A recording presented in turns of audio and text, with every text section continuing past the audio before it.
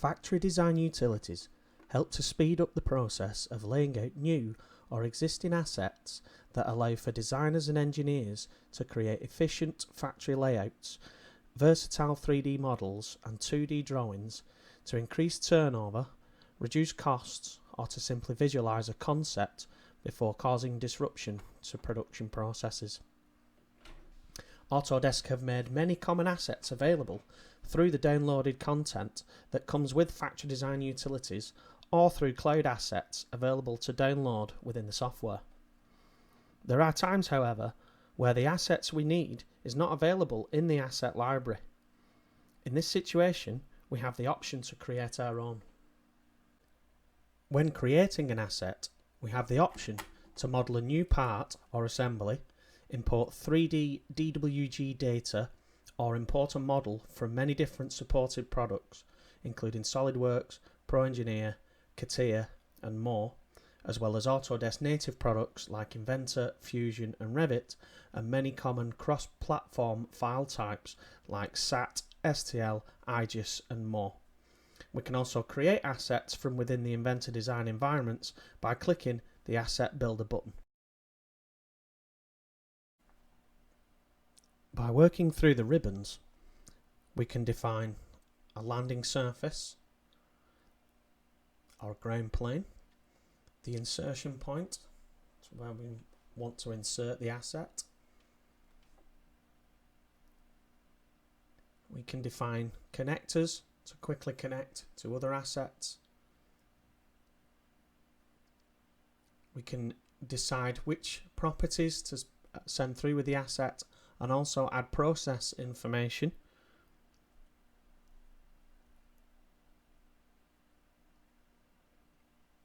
We can define connector class properties, if it's a conveyor, electrical connector, a ducting connector, so on.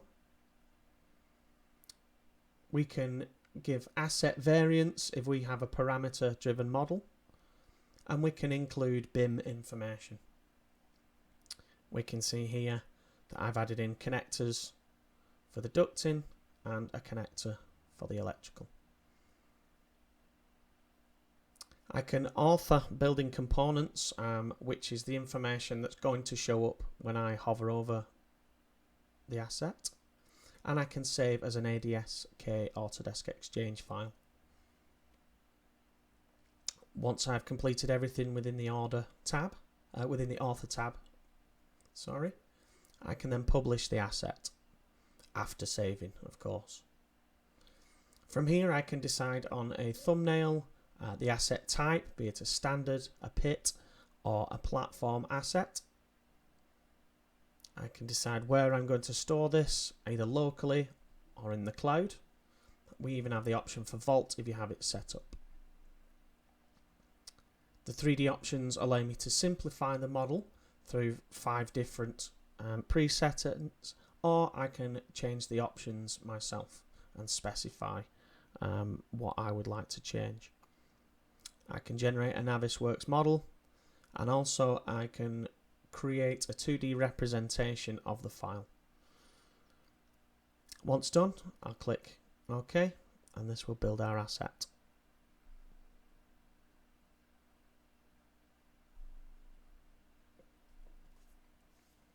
We can close the asset builder, and we can go back into our factory assembly layout.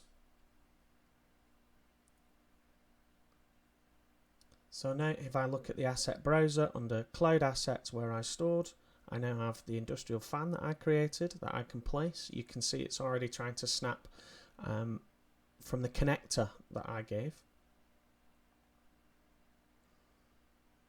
Just drop the model in, orient it how I like. And we have a user asset in the Inventor environment. So I'll save that and I will update. I'll send the update through to the AutoCAD architecture environment to update my 2D representation.